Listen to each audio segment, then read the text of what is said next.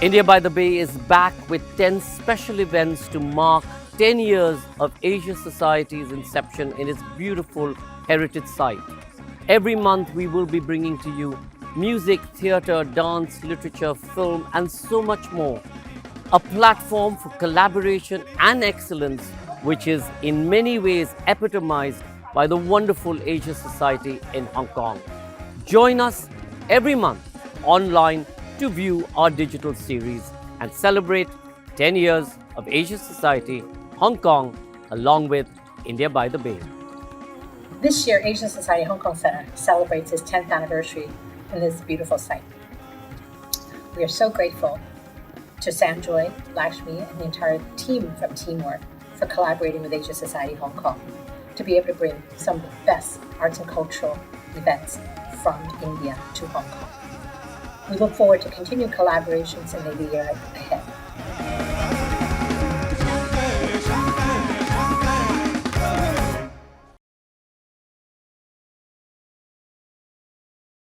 Welcome back to India by the Bay 2022 in partnership with Asia Society Hong Kong. Today we're going to talk about a woven narrative, Kashmiri Shawl by Romi Lamba. Romi Lamba has 30 years of experience in the financial services industry, and he was until recently the co-president of the Hong Kong Stock Exchange.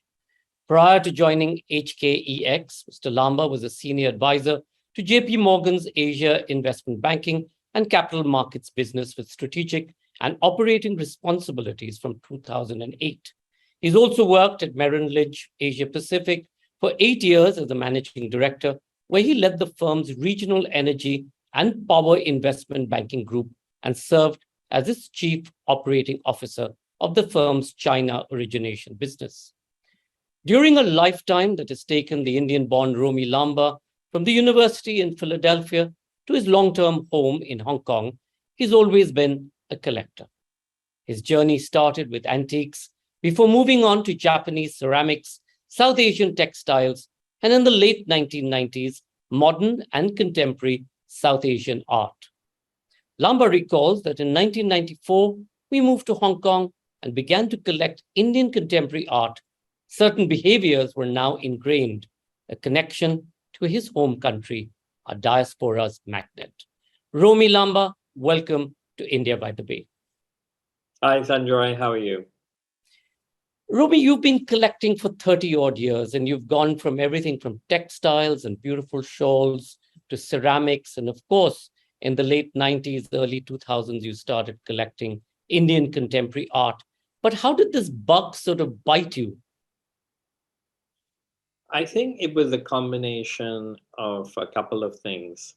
One is living in the US and at the time, and you made a reference to being part of the Indian diaspora. I was keen, my wife and I were keen to find a connection with India, and a lot of the things, if you travel back to India, that you could buy or collect were of mixed quality, particularly before the mid to late 1990s. Even the Indian contemporary art scene was quite mixed. And we stumbled upon the shawls originally in Philadelphia and later on in New York. And I just found that this was a field, the field of these particular woven textiles that were quite unique, not just in India, but also with their influence in Europe and the rest of the world. And it was a very finite period of time that they were manufactured for about 100 years, between the late 18th century until the late 19th century, and we can talk more about that. And so it was 100 years of a particular art or field, and it's something that we got into, and it has stuck with me. And I've continued to collect these for the last 30 years. Every year I add at least 2 or 3 shawls to my collection.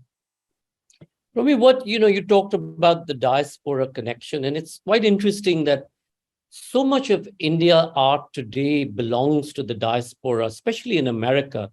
You have the largest collection of Indian miniatures. You have, of course, the rumals that sit there. You have so many pichwais sitting in Seattle. Is this a sense of nostalgia, or is this a sense of let's preserve what we have and we have the wherewithal to do so? Why? What's the connection? I would say it's a bit of both.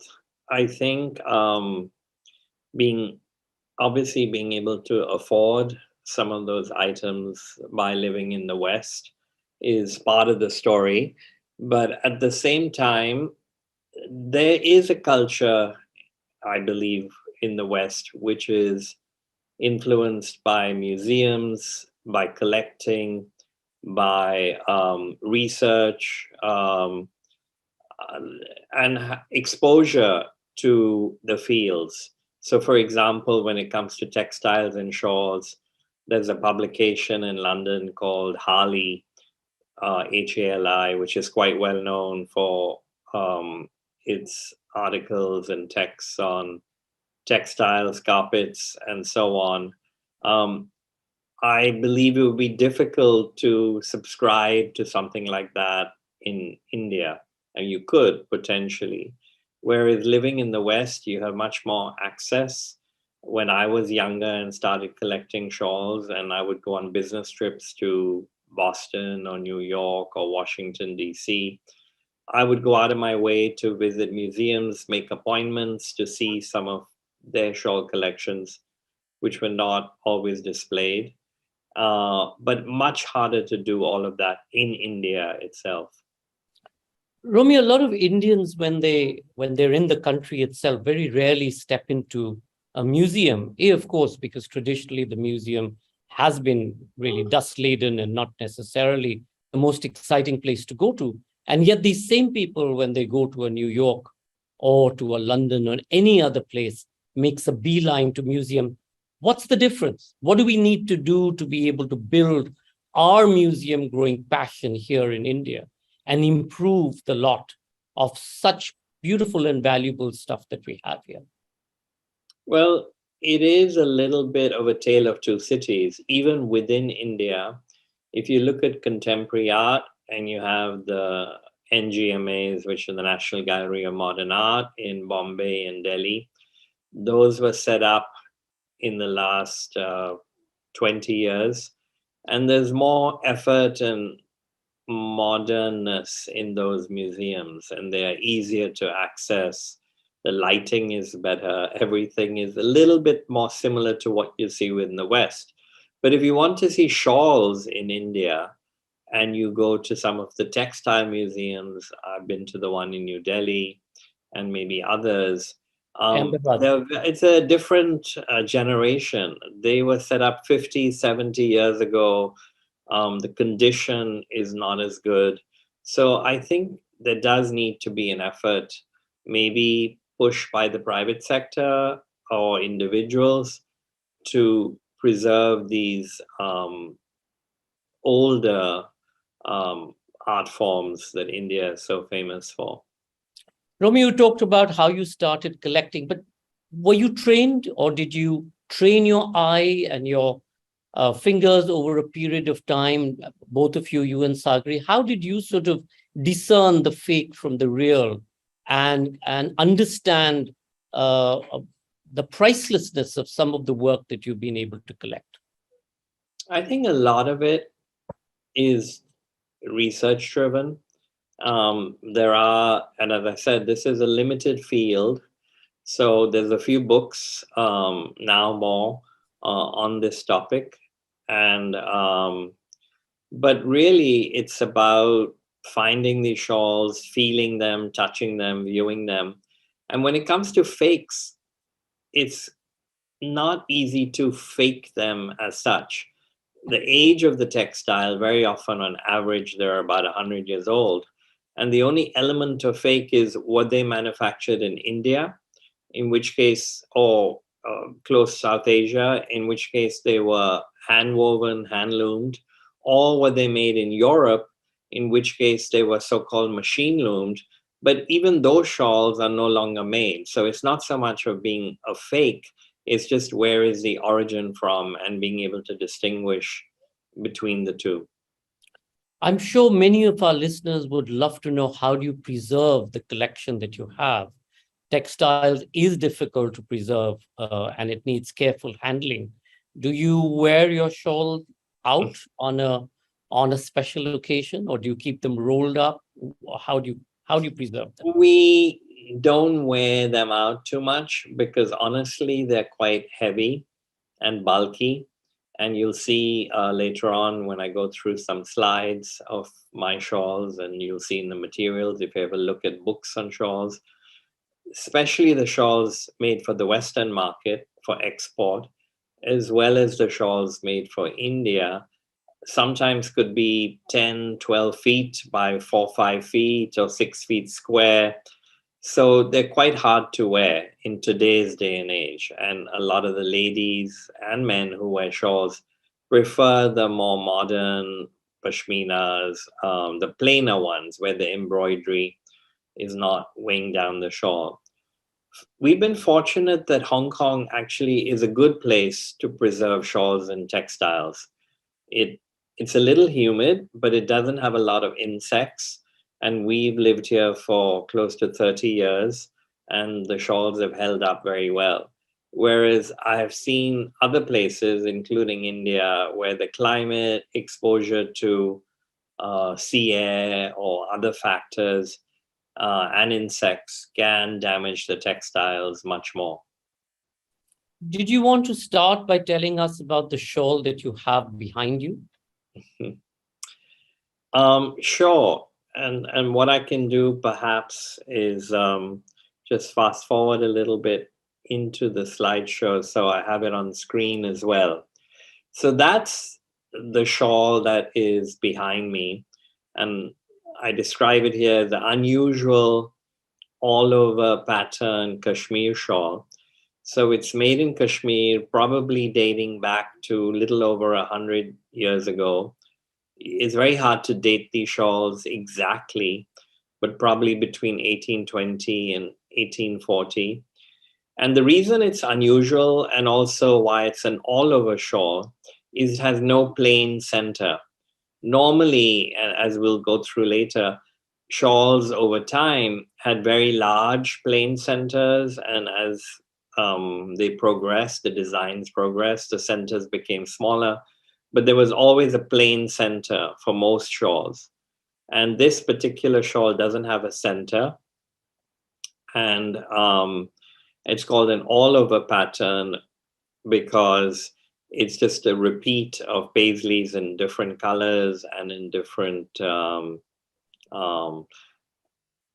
shapes and sizes. But the overall, when you look at the border of the shawl, which you can see on the slide, the colors of the border, which is predominantly three, there's a maroon or red, there's a green, and there's a yellow, are the three predominant colors in the shawl itself, in the paisleys or the bottes, as they're also referred to.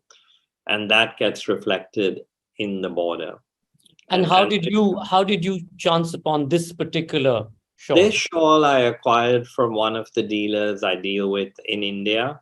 A lot of it is over the internet or over WhatsApp or over email. And these dealers will send me particular shawls they chance upon for sale. And it's helpful that I reached the point in recognizing the different designs. And but I don't, most of the time now, I don't get the opportunity to touch them or feel them. But you can usually tell by the detail. And then, of course, I ask them about condition and so on. Have you ever been disappointed when the actual shawl is finally landed in your doorstep? Yes, of course. And I think it's more to do with specific elements, with fineness or coarseness. I don't think the disappointment has been that, oh my God, this is a fake shawl, because as I said, it's not easy to fake the shawls, but it's more that it's not as fine, or the colors are not as bright, and so on. So it's not big disappointments, but or the condition. Sometimes if there are holes or if there's other damage, it doesn't always show up in photographs. So before I ask you to do the presentation, Romi, one last thing. Do you have any tips that, after all, this is a session about collecting. Do you have any tips that you would give our audiences today when it comes to collecting? Any wisdom? I do. And I think it's really, if you're going to collect, and it's not just about shawls, it could be anything. If you're going to collect art, if you're going to collect wine, if you're going to collect whatever your passion or interest might be, I think it is important. I always emphasize research and discipline and focus. I think it is important to buy books or go on the internet. It is important for touch and feel, or in the case of other things, to taste them or to whatever it might be. I think it's difficult to collect seriously without going through that exercise. Um, and as you just mentioned, often when you do that, you can make mistakes or you have disappointments, but in the long run, it pays off. So research, and get to know the product or the piece that you're going to acquire. And we'll come back at the end of the presentation. Romi, I'm going to ask you about provenance and how does that matter today, and how do you actually ensure that? But right now, let's go to the presentation of this beautiful collection. Romi's put together a special presentation for us to share some of the few pieces in his collection. Romi, over to you. Okay, and I'm going to intersperse this with a little bit of the history of these shawls and these designs. And so the first slide I referred to is two miniatures. I think these are both from the Metropolitan Museum in New York, from the Mughal era. And these shawls probably started in the 16th and 17th centuries. And mostly they were worn by men, not by women. And very often they were worn as waistbands or over the shoulder. If they're worn around the waist, you call them patkas. Sometimes as headbands, and sometimes as full coats, and sometimes as what we now know as shawls over the shoulders. But the designs, as well as the fineness of the wool, traces back to these 2 or 3 centuries in the Mughal era. And it really wasn't until the late 18th century, around maybe 1780, 1790, when the Europeans were coming to India to trade with India, or you had the French or the British or the Portuguese or others occupy parts of India, that these shawls started making their way to the West. And there was a lot of interest in them. And this is an example of a relatively early shawl from my collection. It's all the shawls I'm showing today are made in India. I'm in the interest of time and focus, not going to touch on so much on the European shawls. But you will notice in a few places, part of the way you can date these shawls is you had European painters paint portraits with the subjects wearing the shawl. So here you have the portrait of a German princess by a European artist in 1828. And the shawl in that picture is very similar to the one in my collection. And in the early days, the paisleys were smaller. They were largely on the border, and you had a large center. And this is a patka. This is more like what you would call a scarf or a stole today. The later shawls were wider and more square and rectangular. This is more long and narrow, and very typical for the early shawls. And then as time progressed, you will see the borders started becoming more elaborate. So here we have a pair of red shawls. The first one is, the top one is a little bit earlier because the border is simpler. The bottom one, you can see that the center has become smaller. You've got a sort of double border of 2 rows of paisleys with little stripe borders in between. And then what became very common in both shawls is you have in the center, in the corners, the 4 corners of the center, you have these paisleys that were embroidered. So while the rest of the shawl is all woven using pashmina threads, in those 4 corners of the center, you often had these embroidered paisleys.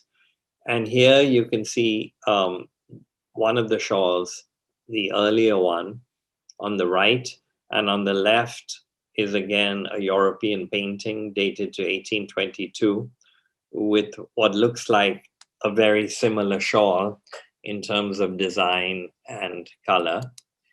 And here are some details of the 2 shawls that we're discussing. And you'll see that the paisley started becoming more elaborate, but they were still contained within compartments or a very geometrical feel to how the layout of the overall shawl was. And now we move on to slightly later shawl. And this is called a harlequin shawl because the border had multiple panels using different colors. And harlequin in the West refers to sometimes to the circus or clowns, but it also refers to the mixed use of colors and pattern. And so these shawls, it's a little more unusual and quite attractive, are called harlequin shawls. This particular shawl, we actually bought in Philadelphia some 30 years ago and sent it back to India and changed the center. It was originally a red center and bigger, but it was damaged. So we made it smaller and changed the center to make it white. And this is a shawl that my wife has worn over the years more often because it's a bit lighter and easier to wear. This is the same shawl on the right and a painting on the left called After the Ball from 1874, which has a harlequin shawl and is somewhat similar, except the center is more yellow. Okay, now we're talking about a slightly different type of shawl. These are more common in the Indian market or less found in the export market. And these striped shawls are also called khatras, and very often they're referred to as jamewar shawls, which this overall area is called jamewar in India. And this particular shawl also you'll see in the bottom right, and it is highlighted over here, has an embroidered design on it, which some people say indicated that it was made for royal customers, and so they would put their particular logos or designs. And these are very fine and light shawls using the best pashmina and are quite hard to find. Similarly, here's another one, quite similar, striped khatra shawl, very fine, and you can see that in the colors and the pattern at the bottom. Another word you will see that pops up on the title of these shawls is kani, which is a description of the type of weaving, also known in India as jamewar, which is these shawls are woven very much like carpets. And we'll see. So these are, I'll show you shortly some drawings from the contemporary period that show the Rafugars making the shawls. But here are the same two striped shawls. And on the left, a painting by Ingres of a portrait of a lady with a shawl that is quite similar in style and coloring, dating to 1823, of a striped shawl. And this is an unusual shawl in that it's two shawls assembled together. You have a striped shawl in the middle, which is probably its own shawl originally. And then you have a paisley border shawl in blues and whites and greens on the outside border. And that shawl probably had a plain center to begin with. And somewhere over time, maybe recently, maybe 50 years ago, the shawl walas or the shawl dealers have put these two shawls together into one. So you have a Katra shawl and a paisley shawl. This is the shawl we started with, the one behind me, the all-over shawl. And here we have what we call rafugars, which is another term for the weavers or embroiderers at work. And this was the gentleman, William Simpson. There are not many images from these periods. It was before photography. And so what you find, if anything, is a few watercolors. And on the left, they're piecing together the shawl. You'll see a child there as well, which was not uncommon. This work is very fine, and often the way of making these shawls today may not be acceptable or politically correct. That was a little bit of a dark side. But in those days, you had multiple workers ranging from older gentlemen all the way to children. And on the right, you can see how they were woven. Very much like a carpet. You kind of had a weft and a warp, and you literally started with threads of pashmina. And today would be impossible to recreate these shawls because they're just too fine and very difficult to do this kind of work.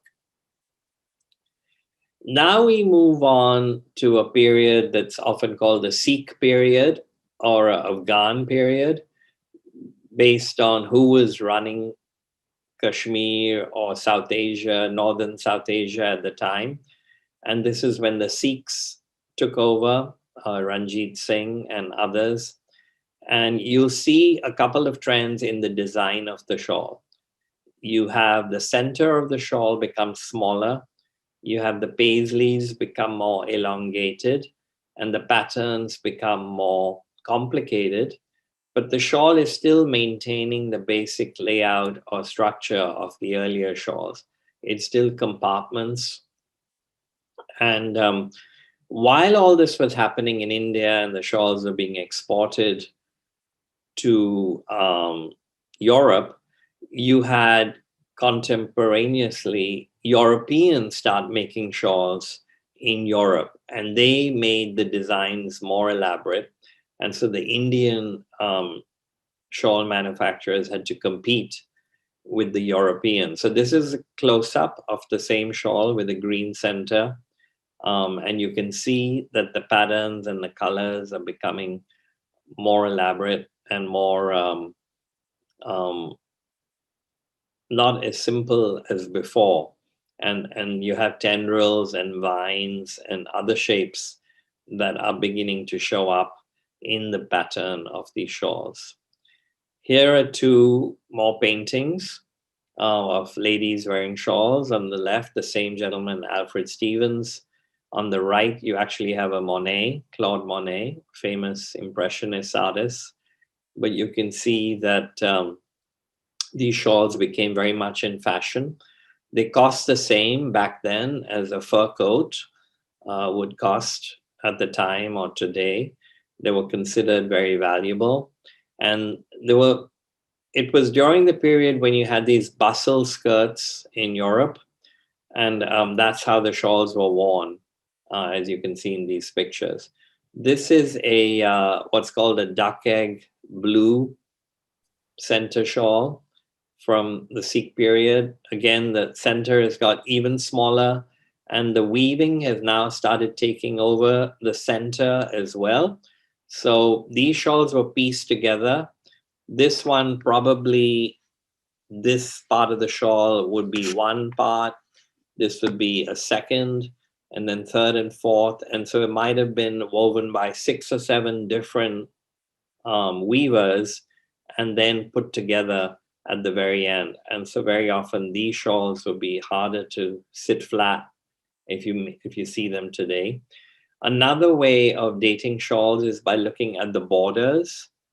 These harlequin borders, which were usually plain in this time period around 1830, and later on, they were always embroidered after they stopped being plain. And the more intricate these borders are, tells you how to date the shawls, usually to a decade. And we'll see more of that. And here's one which is a cream center. Again, quite similar to the blue center, just different patterns. Okay, now all of these shawls we've been looking at are what are referred to as chadars, which, as you know, translates to a sheet. So they're long and rectangular, very often 10, 11 feet by 4 or 5 feet. And then you had another type of shawl, which is called a romal. And these romal shawls sometimes had centers and patterns. And another type of romal shawl is called a moon shawl. And the reason they call them a moon shawl is you usually had a circular center and then 4 quadrants of that circle in the corners. And so this is a romal around 5 feet square, also known as a moon shawl. This particular shawl, what I'm trying to highlight here is we send it to India to be repaired. And this is after the repair. On the left-hand side, the bit in the circle, you can see is already been expertly repaired. And here on the right-hand side is a close-up, and you can hardly see the repair at all. So there are people today who can still create or recreate this kind of weaving, but it's very difficult to do it for an entire shawl. And very often the shawl would take many, many man-years to make, anywhere from 3 to 6 man-years, depending on how many people that you used, which makes them extremely elaborate. This is an unusual moon shawl, also square, and it combines a few elements. It's a katra shawl, which means it's striped, and it's also a transparent design, so that you can, in the weaving, not only were you creating the stripe, on top of that, and you see it here as well as in the corners, you were weaving onto the stripe design the moon shawl element. And a few of these particular transparent shawls are in some museum collections, but they're quite rare. Here's another moon shawl where you see the paisley and the tendrils reflected almost like mirrors of each other across the center. And this is what's called a 4 seasons not a moon shawl, sorry, a 4 season shawl, because the way the ladies in Europe would wear it is the neck of the person is around here. And then 2 of the colors or 1 of the colors would show up at the back of the shawl and 2 would be hidden. And so in different seasons, you could wear this shawl, or even on different days, you can rotate the way you folded the shawl over your shoulders and your body to highlight a different color or a different season of the shawl, and which is why they're called 4 season shawls. Now, all the shawls we have looked at so far are kani shawls, which means they're woven. But at the same time, you also began to see the emergence of amli shawls, which were needle embroidered. And today, this kind of embroidery would be amazing in itself, it would be extremely elaborate. If you had a French designer in a haute couture house in Paris do these today in a dress, you're talking about, tens of thousands of US dollars of work to recreate it. But in those days, these were considered the imitation shawls.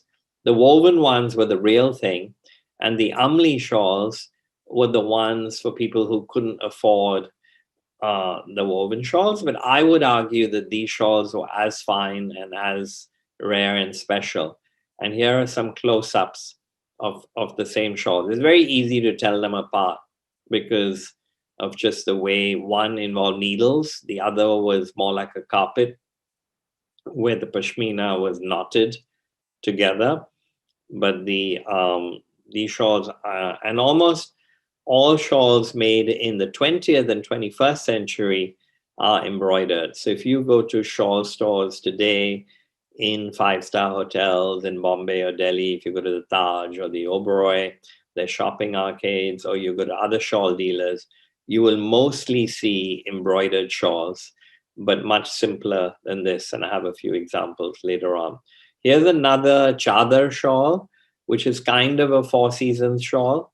Now you see the center is almost shrunk completely, and the design has got extremely elaborate. And the border I was referring to earlier, the harlequin borders here at the ends, have got a lot of embroidery on them. And this is unusual because the Four Seasons element is not in the center, it's on the sides into the design of the shawl. But again, depending on how you folded the shawl, you could highlight different colors. Now we're going to look at slightly more recent shawls. This was still late 19th century, but it's what's called a zari shawl, which means they actually used gold and silk embroidered thread on pashmina. You've heard of zari saris. These shawls can be very heavy because of the work. It involved real gold in the thread. And so you don't see as many colors. But these are sometimes still available. And this is something more recent, probably dating to midway through the last century, around 1950 or 60, fully embroidered in its pattern, but big center. So it's recreating the design of Kani shawls, but using more recent embroidery. And they can also be quite attractive. These are the shawls that you may find your older relatives have, and they pass on, some of them cut up over time. But this is an embroidered shawl from halfway through the last century. And these are a couple of examples of modern Kani shawls. In the last 15, 20, 30 years, there's been an effort to try and recreate this kind of weaving. But as you can see, they're very attractive, they're much lighter, but they are also nowhere near as intricate as the earlier examples I have shown you. And today, I think you will find people in India wearing these if you go to weddings, you go to colder climates, and not just in India, elsewhere in the world. But they're very different kind of Kani weaving. Here's another example, which combines the Kani weaving, it's a modern shawl, with embroidery. And now I'm going to end with just the last few shawls of something that people in India value quite a lot. These are called Dorukha shawls, which Dorukha literally means reversible. And so these shawls are unusual because they're woven shawls, but they also have a layer of embroidery, highlighting some of the patterns, and they're reversible. That means you can't tell the difference between the two sides of the shawl. And here you can see the colors and the designs were quite atypical compared to the earlier patterns that I've shown you. They would often get more vegetal, more foliage. And this is a Dorukha from a bit later. It's mostly a plain center, but what you can see at the end here is, here's an example of the same shawl folded over. So on one side, I think the left side over here, you have the so-called front of the shawl. Oh no, actually, I think I've got it the wrong way. Even I'm getting confused. On the right hand, you have the front of the shawl. And here on the left hand, you have the same shawl, the same bit folded over, seeing the reverse. And it's very hard to tell the difference between the two. And these in India are considered some of the most valuable shawls. Finally, here's another Doroka shawl where they didn't put, so this is unusual because it's a 4 seasons shawl. You have the 4 colors in the center, as well as a Doroka shawl, and they didn't use any embroidery. So this is considered some of the finest weaving in shawls where you didn't have any embroidery.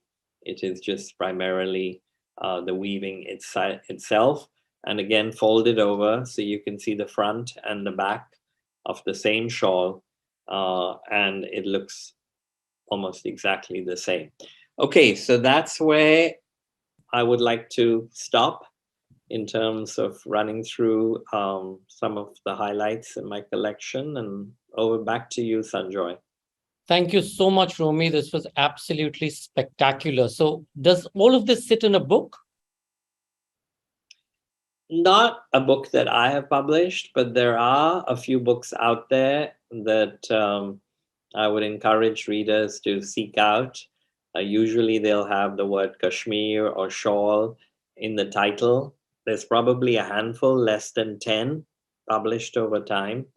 But my own collection is not been published yet. Will you be documenting? Are you in the process of creating a catalog or a publication of this incredible sophisticatory that we are seeing? Actually, now that I have some more time on my hands, I am keen to try and display some of these shawls and perhaps put a catalog together around a show or an exhibition of the shawls. But it's still a work in progress. So coming back to, how do you authenticate? And you've shown us photographs which sort of, give us a sense of the decade or the time. But how do you figure the provenance of a shawl? Recently, there's been Patrick Reedon Keefe did a fabulous new book around how people counterfeited everything from wine to worse. And how do you find the provenance to works of art like this? I think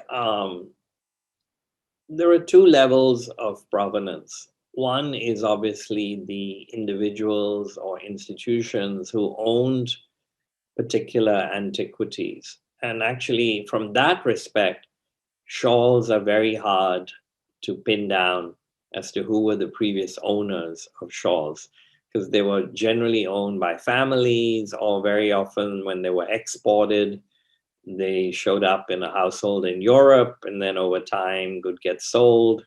But the other type of provenance is, where were they manufactured and how were they manufactured? And from that respect, as I said earlier, shawls are very unique.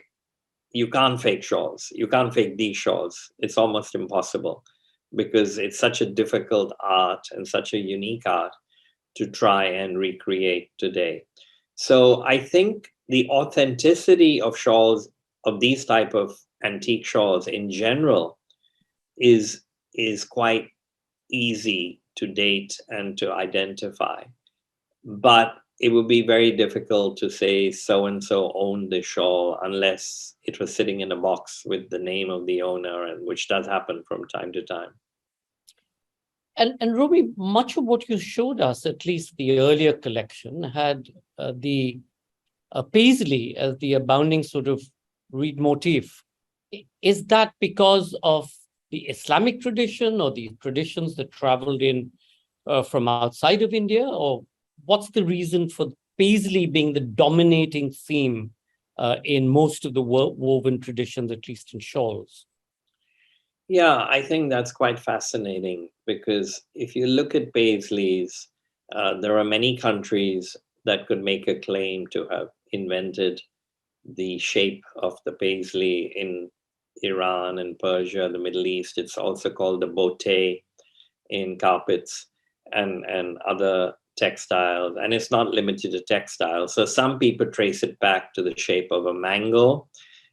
Some people trace it back to, I think, well, more familiar in Mughal art is bent flower or shrub, where you start off with more of a little plant, and then somewhere over time, the tip of that plant became bent, and then that led to this design, which is an early paisley.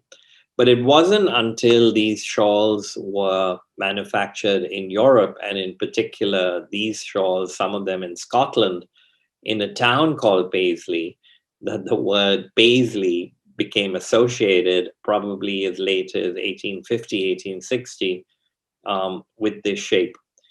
And then obviously paisleys have been used in all kinds of fashion, from ties to clothing to shawls to fashion. And today, I think, apart from, say, flowers, they're probably one of the most common designs used in wallpaper and interiors, and they come and go in fashion. So it's I think it's a very important and integral part of the shawl story, both Kashmir and European. And similarly, you've got, you had the wines later on, and of course the people leaf or the palm leaf format that you've seen again. And was that the sort of similar provenance of that, or did that also evolve over a whole period of time? I think it's an evolution. Some of the patterns, the more floral patterns and the less Islamic patterns, were influenced by Europe, by the designers, particularly in France, who would have these expositions when, like, say, the expositions of Impressionist art that you had in 1857 and so on. You had similar exhibitions of textiles and shawls also in France. And there you would have French designers come up with new patterns and new shapes. And then it was incumbent on the Indian designers to go back and try and compete with those French designers that were done in cartoon form or on the jacquard loom. And so you did have this interaction and evolution of design between India and Europe, which was quite interesting. Before we wrap up, Romi, the shawl and the carpet have become collectibles. Unlike, say, for example, the cottons of Murshidabad or the great silks from some parts of UP and Banaras, etc. What was so fascinating for people to basically collect primarily shawls and carpets, as opposed to also preserve some of the finest cottons that were ever made? My collection is quite focused, so I can't comment too much generally on that. But what I would say is these shawls, because they're made of pashmina, which is quite a durable material as far as textiles go, and tends to thrive in cooler climates, are easier to preserve over time. Whereas a lot of the cottons and some of the silks that you find more in southern or central India or other parts of the world probably didn't hold up as well. So I think that is part of it. And then again, these shawls were very valuable when they were manufactured 150 years ago, and they're valuable today. So I think people have taken care of them over time. Romi Lamba, Sagri Dayal, thank you so much for sharing this absolute exquisite collection with us. I do hope you are going to consider creating a publication, a volume or volumes of your collection that can be shared outside of your home and your friends and family. We look forward to welcoming you back at India by the Bay, hopefully live in 2023, where you could display some of this magnificent work. And we look forward to seeing your new, not your new, but your collection that you're displaying in Christie's in New York of contemporary art later this month in September. Those of you watching us from New York, please do remember, check out the Christie's catalog. Romi and Sagri's new collection of contemporary Indian art is going to be on view at Christie's. Thank you all. And on behalf of all of us at India by the Bay and Asia Society Hong Kong, thank you. We'll be back next month for another exclusive edition. झूले झूले लाल the मस्त कलंदर seven दी सरकार the मस्त कलंदर झूले झूले लाल the मस्त कलंदर O seven दी सरकार the मस्त कलंदर I'm a big fan of India by the Bay, and I've been attending since its very first one in 2015. As an Indian and as a Hong Konger, it's wonderful to enjoy the richness and diversity of Indian arts and culture here in the city. So thank you to Lakshmi and her amazing team for putting on this beautiful show year after year.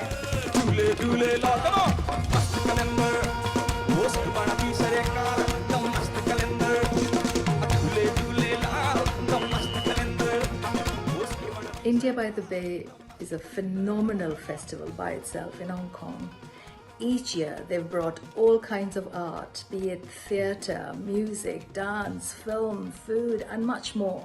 I've just been one of the lucky ones to have attended every one of them. Just love it.